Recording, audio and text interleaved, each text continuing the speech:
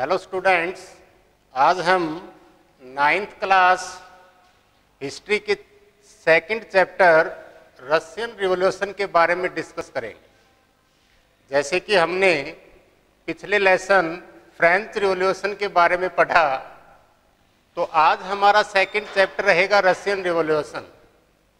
इस Russian revolution में जो उस समय जो लोग अपने ही शासक के खिलाफ जो एक बगावत, एक विद्रोह की जो भावना थी उनके अंदर, या वो जो क्रांति हुई 1917 के अंदर, उसके मेन काजेज क्या थे, उसके मुख्य कारण क्या थे। तो सबसे पहले हम उस रशियन रिवॉल्यूशन को पढ़ने से पहले ये देखेंगे कि उस समय का जो रशियन समाज है वो कैसा था। तो कोई भी जब क्रांति होती है तो उसके पीछे मुख्य कारण होते हैं कि उसकी सामाजिक व्यवस्था, उसकी राजनीतिक व्यवस्था, उसके धार्मिक जो व्यवस्था है और उसके जो सांस्कृतिक जो कारण है, उनकी क्या पृष्ठभूमि रही होगी, उनके अंदर ऐसे क्या फॉल्ट थे, क्या उसके अंदर ऐसी विसंगतियां थी कि जिससे कि लोग उस व्यवस्था के खिलाफ खड़े हो गए। तो वन बाय वन स्टेप हम प्रत्येक के ऊपर डिस्कस करेंगे, लेकिन उससे पहले थोड़ा बहुत हम जो रशियन जो एक प्रकार की जो डायनेस्टी है वहाँ की, या उस समय का रूलर कौन था, उसके बारे में सबसे पहले हम देखते हैं कि 1917 के दौरान रशियन यानी रशिया के अंदर रोमानोव डायनेस्टी का जो रूलर है उसका नाम था निकोलस सेकंड। यानी रोमानोव डायनेस्टी जो है उसका रूलर था निकोलस सेकंड, और उसको एक निकनेम था उसका, यानी कि रशियन जो रूलर होता था उसको जार की उपाधि मिली हुई होती थी। यानी कि रशिया के शासक को जार कहा जाता था। यानी जार निकोलस द्वितीय जो है वो रोमन डायनेस्टी का, रोमन राजवंश का शासक निकोलस द्वितीय जो है वो शासन करता था। तो आइए हम देखते हैं कि उस समय का जो राजनीतिक जो व्यवस्था जो थी, उस राजनीतिक व्यवस्था में उसके क्या दोष थे, उसके अंदर क्या फॉल्ट थे, क्या विसंगतियां जो थी वो क्या थी। तो देखो, मैंने आपको बताया कि राजनीतिक तौर के ऊपर जार निकोलस द्वितीय ने अपनी सभी शक्तियों को सेंट्रलाइज्ड कर दिया था, और वो ये कहता था कि I am the state and my word is law, कि मैं ही राज्य हूं और मेरे शब्द ही कानून है। क्योंकि उस समय राजनीतिक तौर के ऊपर वो शासक डिवाइन पावर के आधार पर, यानी देवी सत्ता के आधार पर वो शासन करता था। उस आधार पर वो बोलता था कि गॉड ने मुझे अपॉइंट किया है आपके ऊपर शासन करने के लिए, और मुझसे कोई भी क्वेश्चन नहीं कर सकता, कोई भी मुझे पर्सन मेरे से नहीं पूछ सकता या मेरी शक्तियों को चैलेंज नहीं कर सकता। उसने सभी शक्तियों को सेंट्रलाइज्ड कर दिया था रशिया के अंदर। लेकिन हम देखते हैं कि उस समय जो ईस्टर्न यूरोप है, वेस्टर्न यूरोप है, उस वेस्टर्न यूरोप के अंदर नेशन स्टेट यानी कि राष्ट्र राज्यों का निर्माण हो रहा था। उन राष्ट्र राज्यों का निर्माण हो रहा था। जैसे मैंने आपको फ्रेंच रिवॉल्यूशन में ये बताया कि उस दौरान स्वतंत्रता, समानता और न्याय, इस आधार पर, इस विचारधारा को बल मिल गया था, और लोग वहां पर उनको कुछ फंडामेंटल राइट्स मिले हुए थे, कुछ राजनीतिक अधिकार उनको मिले हुए थे, कुछ उनको नैसर्गिक अधिकार मिले हुए थे, और उन अधिकारों के कारण यानी उस वेस्टर्न यूरोपियन कंट्रीज के अंदर विज्ञान और एजुकेशन और स्पिरिचुअल जो क्षेत्र है उस क्षेत्र में काफी उन्नति हो रही थी, काफी विकास हो रहा था, और लोग अपने फंडामेंटल राइट्स के आधार पर अपना ऑलराउंड डेवलपमेंट कर रहे थे, अपना विकास कर रहे थे, और नए वहां पर सांस्कृतिक, वैज्ञानिक, एजुकेशनल तौर पर नई विचारधारा जन्म ले रही थी, क्योंकि वहां पर लोगों को कुछ फंडामेंटल राइट्स मिले हुए थे। उस आधार पर विज्ञान जो है वो तरक्की कर रहा था, औद्योगिक क्षेत्र में भी काफी उन्नति हो रही थी, और उन औद्योगिक क्षेत्रों के आधार पर उन लोगों का जो एक प्रकार से हम ये कह सकते हैं कि उनका जो उनकी प्रति व्यक्ति आय है या उनकी जो लाइफ स्टैंडर्ड है वो बढ़ी हुई थी, किसकी बजाय? रशियन पीपल की बजाय। ऐसा क्यों? क्योंकि उस आधार पर नेशन स्टेट की डिमांड हो रही थी और वो लोग खुशहाल जीवन व्यतीत अपना कर रहे थे वेस्टर्न यूरोप के अंदर। तो उस विचारधारा का प्रभाव रशियन पीपल के ऊपर पड़ना स्वाभाविक था। दूसरा यदि हम कारण देखें तो दूसरे कारण में हम ये देख सकते हैं कि उस आधार के ऊपर जो वो एक प्रकार से जो रूलर जो था उसके पास जो हम ये कह सकते प्रिविलेजेस थे, जो विशेषाधिकार थे, उन विशेषाधिकारों के कारण वो ऐशो आराम और भोग विलास का जीवन व्यतीत कर रहा था, यानी राजसी ठाठ बाट। और फिर उन्हीं के जो रिलेटिव्स थे, जो भाई बंधु थे, उनके जो रिश्तेदार थे, उन सभी लोगों की शासन सत्ता के जितने भी बड़े बड़े पद थे, सरकारी जो पद थे, उन सरकारी पदों के ऊपर उनकी मोनोपोली थी, उनका एकाधिकार था, उनका वर्चस्व था। आम जनता जो है वो उन पदों पर नहीं पहुंच पाती थी। इस कारण भी लोगों के अंदर एक गुस्सा था, एक असंतोष की भावना थी लोगों के अंदर। तीसरा यदि कारण हम ये देखें, उस कारण में जो हमें ये दिखाई देता है कि उस समय कि एक प्रकार से करप्शन यानी भ्रष्टाचार जो है वो चरम सीमा पर आ पहुंचा था। अब हम ये देखते हैं कि उस दौरान जो वेस्टर्न यूरोप की जो विचारधारा है, इक्वलिटी की है, फ्रेटर्निटी का है, लिबर्टी का है, स्वतंत्रता, समानता और न्याय की जो विचारधारा है, और वहां के लोगों का जो लिविंग स्टैंडर्ड था वो उच्च स्तर का था। उनके पास कुछ फंडामेंटल राइट्स थे, उनको बोलने का अधिकार था, उनको गैदरिंग का अधिकार था, रूल ऑफ लॉ जो है कानून की शासन की स्थापना हो गई थी।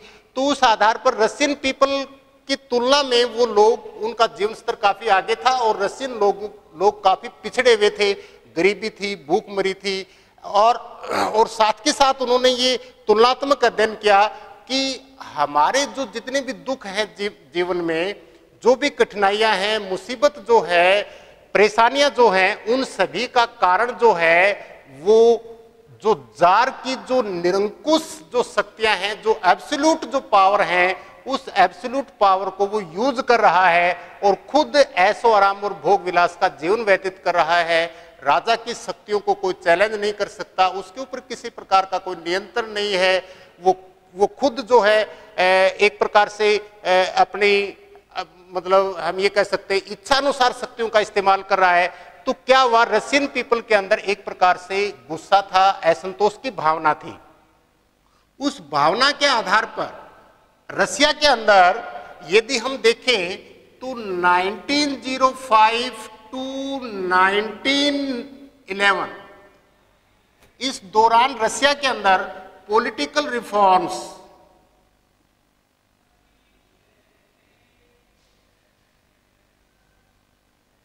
यानी कि राजनीतिक सुधारों की डिमांड करने लगे लोग। उन राजनीतिक सुधारों के आधार पर जब वहां के जार निकोलस द्वितीय को ऐसा महसूस हुआ कि भी इस प्रकार लोग जो है वो आपको सत्ता से बाहर कर सकते हैं, तो उन्होंने क्या काम किया कि 1905 में वो एक प्रकार से वॉर करता है, युद्ध में चला जाता है जापान के साथ। क्यों? क्योंकि उसको एक ऐसा उसने महसूस किया कि यदि मैं जो ईस्टर्न पार्ट है चाइना का, जो मंचूरिया जो क्षेत्र है, यदि मैं इस टेरिटरी को जीत लेता हूं, अपने इसको शामिल कर लेता हूं इसको, तो एक प्रकार से नेशनलिज्म की फीलिंग क्रिएट होगी लोगों के अंदर, और वो जो पॉलिटिकल रिफॉर्म्स की डिमांड कर रहे हैं उससे उनका क्या होगा, माइंड डाइवर्ट हो जाएगा। यानी कि मैं एक प्रकार से उनको उस जो पॉलिटिकल रिफॉर्म्स की जो डिमांड कर रहे हैं उनसे उनका माइंड डाइवर्ट हो जाएगा। लेकिन ऐसा नहीं हुआ।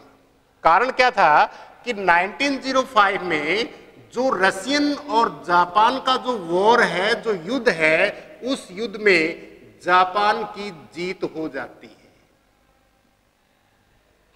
युद्ध में जापान की जीत हो जाती है। यानी कि एक छोटा सा देश, छोटे छोटे आइलैंड हैं जापान के, वो छोटा सा देश और एक ज्योग्राफिकल बेस के ऊपर इतना बड़ा राज्य, क्योंकि आज भी संसार में सबसे बड़ा भौगोलिक आधार पर सबसे बड़ा देश है रूस, एक छोटे से देश के हाथ उसकी हार हो जाती है रसिया की, तो इससे रशियन पीपल का जो मोरल है वो डिस्करेज हुआ।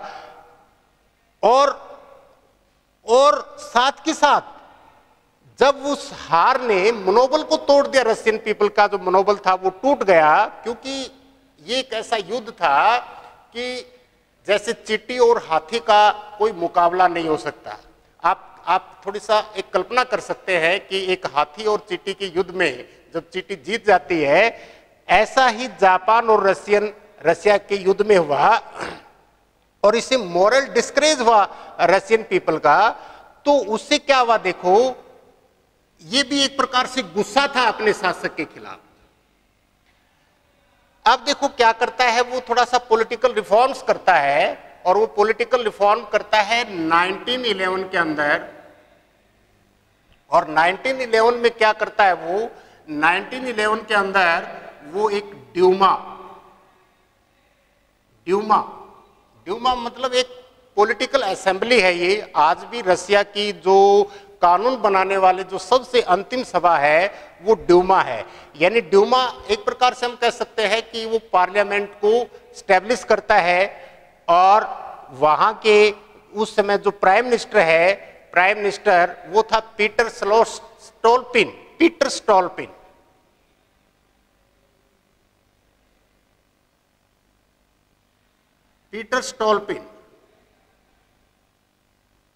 पीटर स्टोल्पिन वहां प्राइम मिनिस्टर बनता है, और कुछ पावर जो है वो अपनी जो एक प्रकार से एब्सोल्यूट जो पावर थी उसके पास, कुछ पावर जो है वो ड्यूमा यानी पार्लियामेंट को दे देता है, ताकि थोड़ा बहुत पॉलिटिकल रिफॉर्म्स करके मैं लोगों का एक प्रकार से माइंड डाइवर्ट करूं। तो उसने क्या काम करता है, वो पीटर स्टोल्पिन को प्राइम मिनिस्टर बनाता है, और अपनी कुछ पावर जो है वो अपनी कुछ शक्तियां जो है वो ड्यूमा को दे देता है, यानी पार्लियामेंट को दे देता है वह। अब देखो क्या होता है, यदि हम पॉलिटिकल जो रीजन है उसके अंदर जाएं तो 1914 टू 1918 यानी कि फर्स्ट वर्ल्ड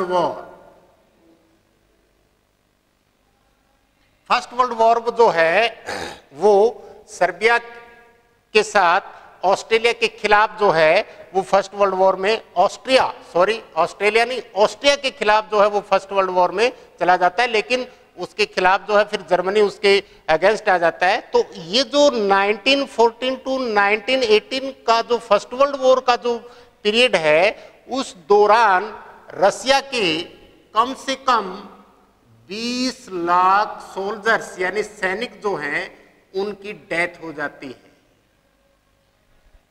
यानी कि जब इस प्रकार के जो सैनिक है उनकी जो फर्स्ट वर्ल्ड वॉर में एक प्रकार से उनकी डेथ हो जाती है, तो इससे भी रशियन पीपल के अंदर एक गुस्सा था, एक असंतोष की भावना थी। यदि उसी दौरान हम देखें तो अब वो क्या करते हैं, लोग डिमांड करते हैं, यहाँ लेनिन जो है वो अप्रैल थीसिस के नाम से, अप्रैल थीसिस यानी किसके नाम से वो डिमांड करता है कि फर्स्ट वर्ल्ड वॉर को इसमें समाप्त कर दिया जाए, दूसरा क्या काम करता है, वो डिमांड करता है कि जो भूमि जो है वो किसानों को दे दी जाए और युद्ध तुरंत प्रभाव से बंद कर दिया जाए। तो यहां हम देखेंगे कि जो रशियन रिवॉल्यूशन है वो 2 फेज में होती है। पहला है आपका फरवरी 1917 और दूसरा जो फेज है वो है अक्टूबर 1970। इसके बारे में हम आगे डिस्कस करेंगे। तो सबसे पहला जो रशियन रिवॉल्यूशन का जो मेन काज जो है उसमें है आपका राजनीतिक जो कारण है, तो उसके अंदर सबसे पहला ये था। दूसरा हम देखते हैं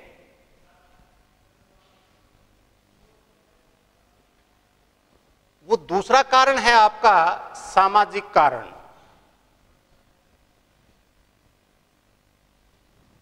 यानी दूसरा जो हमारा कारण है वो बनता है आपका सामाजिक कारण।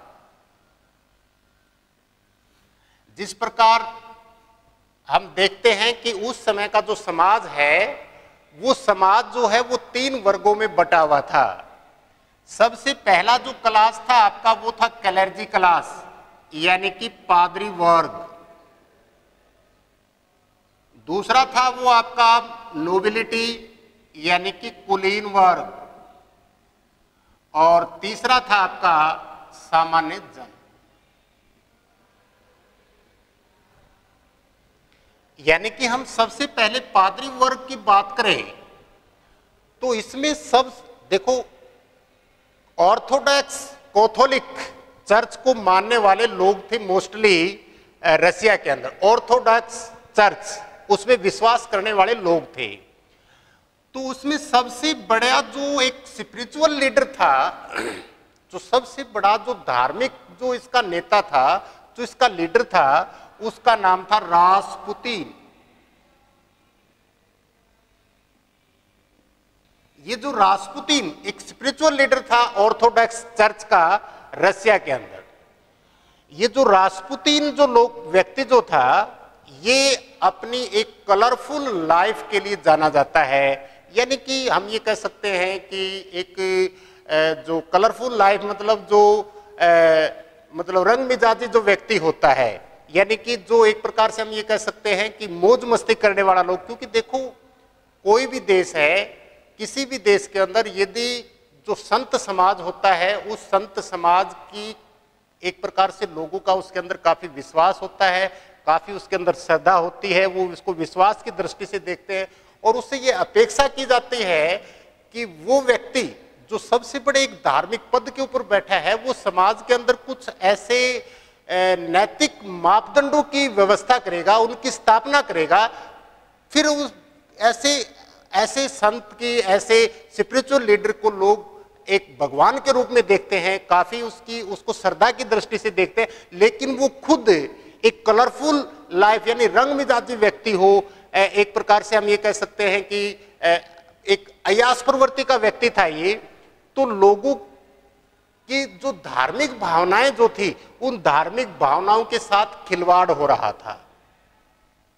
खुद ये जो व्यक्ति जो था रासपुतीन, ये जो पॉलिटिकल जो सिस्टम है उसके अंदर भी इंटरफेयर करता था। और ये जो रासपुतीन जो व्यक्ति है, रासपुतीन व्यक्ति, ये जो जॉर निकोलस जो द्वितीय था, इसकी पत्नी का नाम था जारीना। ठीक है, जॉर निकोलस द्वितीय की जो पत्नी थी उस पत्नी का नाम था जारीना। इस जारीना के साथ भी इसके जो अफेयर्स जो थे, इसके जो एक प्रकार से अनैतिक इसके साथ जो संबंध थे, इनके कारण भी ये काफी बदनाम था रसिया के अंदर। तो ऐसे जो इस पादरी वर्ग के अंदर इस प्रकार की जो एक प्रकार से हम कह सकते हैं कि लोगों की धार्मिक भावनाओं के साथ जो खिलवाड़ था, उसको लेकर भी गुस्सा था लोगों के अंदर। दूसरा कारण हम ये देखें कि ये जो व्यक्ति जो थे पादरी वर्ग के अंदर जो लोग आते थे, इनके पास कुछ प्रिविलेजेस होते थे, इनके पास कुछ जन्म के आधारित, जन्म पर आधारित कुछ विशेषाधिकार होते थे, यानी कि ये जन्म पर आधारित इन्हीं को ही मिले हुए थे। वो पद जो है वो वंश क्रम के आधार पर इन्हीं के बेटे या बेटी को मिलता था। तीसरा यदि हम देखें तो ये जो प्रिविलेजेस जो क्लास थी, यानी कि जन्म पर आधारित जो विशेषाधिकार थे, इन विशेषाधिकारों के आधार पर ये किसी प्रकार का कोई टैक्स पे नहीं करते थे, कोई कर नहीं देते थे किसी प्रकार का। इनकी जो लाइफस्टाइल जो थी वो काफी लेविश थी, काफी ऐशो आराम और भोग विलास वाले व्यक्ति के टाइप में थी। बड़ी बड़ी हवेलियों में रहते थे, ऐशो आराम और भोग विलास का जीवन व्यतीत करते थे। समाज और सोसाइटी के लिए इनका कोई कंट्रीब्यूट नहीं था, इनका कोई योगदान नहीं था। सभी प्रकार के टैक्स पे जो है वो आम लोग कर रहे हैं, और वो खुद एक प्रकार से एक ऐसी हालत में चले गए हैं, यानी कि इतना शोषण किया रशियन लोगों का इन लोगों ने मिलकर के, कि उन लोगों के अंदर इतनी असंतोष, यानी कि असंतोष की भावना थी कि वो उस सिस्टम को बदल देना चाहते थे। तो ये किसी प्रकार का कोई टैक्स पे नहीं करते थे, बड़ी बड़ी हवेलियों में रहते थे, कोई कंट्रीब्यूट नहीं था समाज सोसाइटी के लिए इनका, और एक प्रकार से लोगों का ये हम ये बोलते हैं ना कि खून चूसक थे एक प्रकार से। तो इस प्रकार मतलब क्या था कि ये इस प्रकार के विसंगतियां थी समाज के अंदर, इस प्रकार की असमानताएं थी, बहुत ज्यादा डिस्पैरिटी थी समाज के अंदर, बहुत ज्यादा असमानताएं थी। तीसरा यदि हम कारण देखें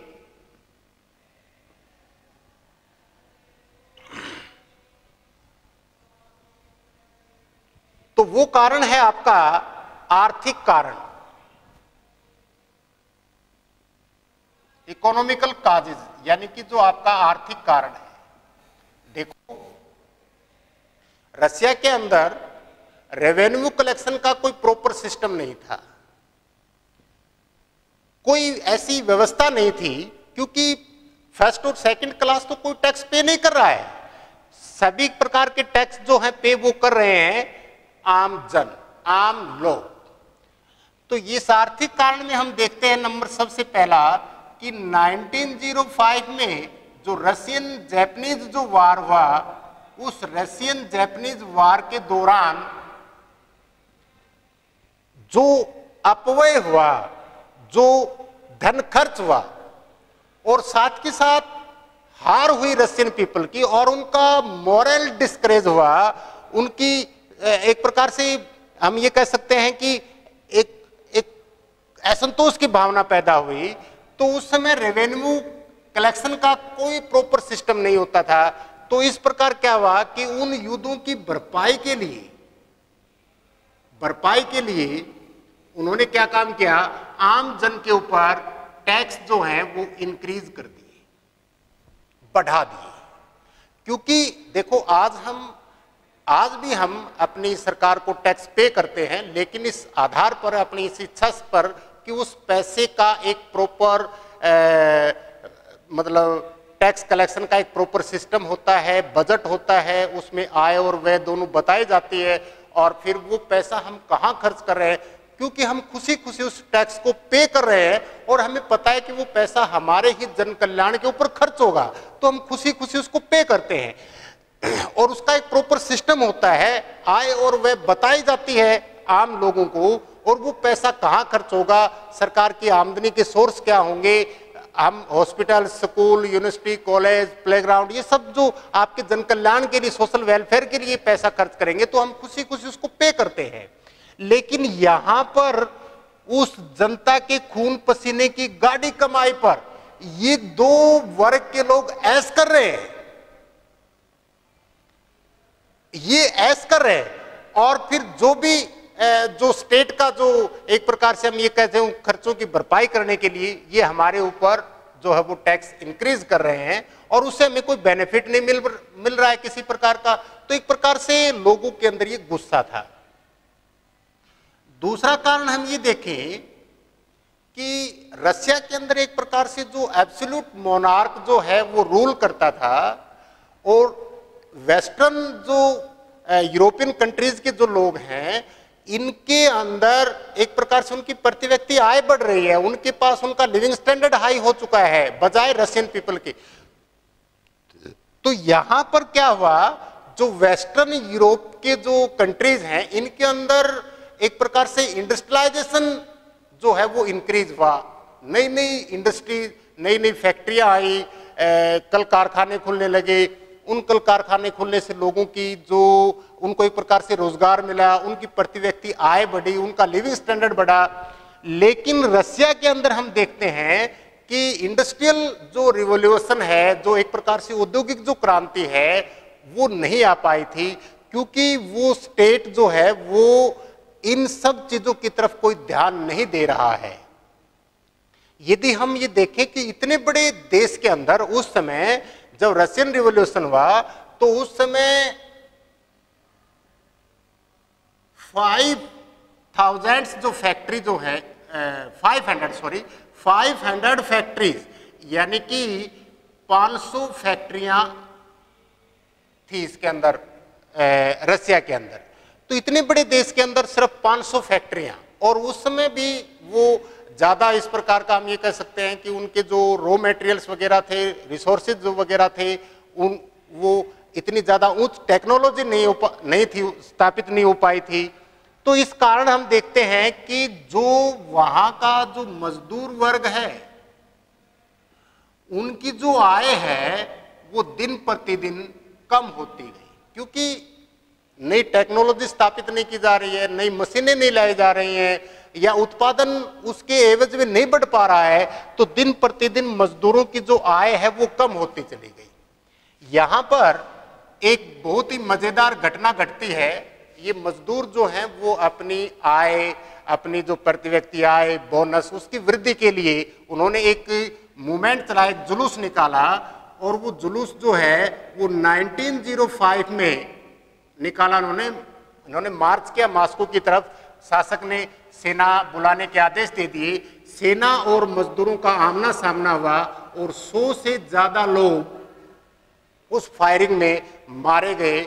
संयोग से उस दिन रविवार था, संयोग से उस दिन रविवार था, और ये जो घटना जो थी ये ब्लडी संडे के नाम से जानी जाती। आज भी वर्ल्ड हिस्ट्री के अंदर जो ब्लडी संडे है इसके बारे में चर्चा होती है कि ये खूनी रविवार क्या था, या खूनी रविवार की घटना क्या थी। बड़े जो कॉम्पिटिटिव जो एग्जाम होते हैं उनके बारे में इस घटना का वर्णन बार बार पूछा जाता है। तो संयोग से उस दिन रविवार था और 100 से ज्यादा मजदूर जो है वो उनकी गोलियों का शिकार हुए।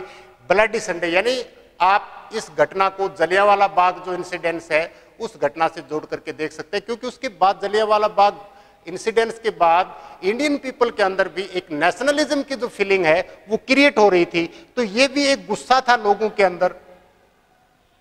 तीसरा यदि हम कारण देखें तो अब हम ये देख सकते हैं, मैंने आपको ये भी बताया था कि भी प्रॉपर जो है वो टैक्स कलेक्शन का कोई सिस्टम नहीं था। तो ये सब हम देखते हैं जो इसके कारण थे।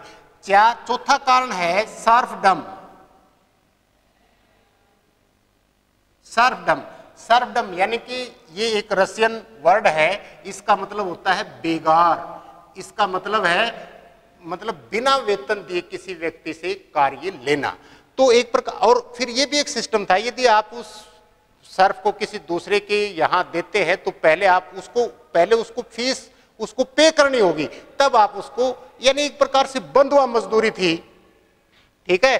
पांचवा यदि हम कारण देखें तो ये जो फर्स्ट और सेकंड क्लास के जो लोग थे, ये जितने भी रिसोर्सेज थे रसिया के अंदर, जितने भी संसाधन थे, उन संसाधनों के ये मालिक थे। यानी कि एक आंकड़ा मैं आपको देता हूं कि उस समय ये जो क्लर्जी क्लास और जो नोबिलिटी जो क्लास जो थी, ऐसे 20,000 जो व्यक्ति थे रसिया के अंदर, 20,000 व्यक्ति, उनके पास 180 मिलियन एकड़ जो भूमि है उसके ये मालिक थे। यानी कि केवल 20,000 व्यक्ति रसिया के अंदर, 180 मिलियन एकड़ जो लैंड है, जो भूमि है, उसके ये ओनर थे, उसके मालिक थे, उनकी प्रॉपर्टी थी, उनकी वो संपत्ति थी। बाकी यदि मैं बात करूं तो 10 मिलियन जो पीपल हैं, यानी 1 करोड़ जो लोग हैं, उनके पास जो टोटल भूमि है रसिया की वो 190 एकड़ मिलियन के ये मालिक थे। यानी आप देखो कि उस समय का यदि हम देखें तो 80% लोग उनके पास इतनी भूमि है, 20% लोग जो हैं उनके पास इतनी भूमि। तो आप ये देखो कितनी डिस्पैरिटी थी आर्थिक आधार के ऊपर, कितनी असमानता थी।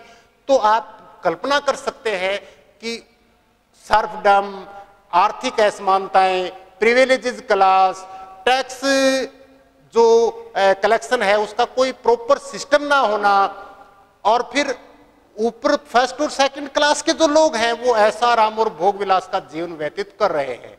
तो ये सब हम देखते हैं कि रशियन रिवॉल्यूशन के जो मेन काजेज जो थे वो आपके राजनीतिक कारण, आर्थिक कारण और साथ के साथ सामाजिक कारण। मैंने आपको बताया कि उस सामाजिक कारणों में पूरा समाज जो है वो 3 वर्गों में बटा हुआ था। फर्स्ट और सेकंड क्लास जो है उनके पास कुछ प्रिविलेजेस थे, उनके पास कुछ विशेषाधिकार थे, बाकी आम लोगों के पास इस प्रकार के कोई कारण नहीं थे, कोई साधन नहीं थे। चौथा जो कारण है वो है सांस्कृतिक कारण। सांस्कृतिक कारण में मतलब क्या है कि सांस्कृतिक विकास लोगों का, उनका जीवन, उनका रहन सहन, उनका पहनावा, उनके जीवन के तौर तरीके, उनकी जो लिविंग स्टैंडर्ड है, उनका जो प्रति व्यक्ति आय है, जो आपका वेस्टर्न यूरोप है उसकी बजाय उन लोगों का जीवन स्तर काफी ही लो था, काफी ही नीचे था और इतना ज्यादा शोषण था। ये सब मेन रीजन है रशियन रिवॉल्यूशन के। इसके बाद हम कल जो आपका सेकंड टॉपिक है रशियन रिवॉल्यूशन का, ये सेकंड टॉपिक बहुत ही इंटरेस्टेड है और 1917 के अंदर जो व्लादिमीर लेनिन है, जो फर्स्ट जो है इसका प्रेसिडेंट बनता है, और उसके बाद 1922 के अंदर यूएसएसआर का गठन होता है। तो कल हम रशियन रिवॉल्यूशन के 2 फेजेस यानी कि जो 2 इसके फेज हैं उसके बारे में चर्चा करेंगे। पहला है फरवरी 1917 और सेकंड फेज है आपका अक्टूबर 1917। तो कल इसके बारे में हम डिस्कस करेंगे। आशा करता हूं कि आपको ये टॉपिक समझ में आया होगा और कल हम इसके जो रशियन रिवॉल्यूशन के जो 2 फेजेस हैं इसके बारे में चर्चा करेंगे। धन्यवाद।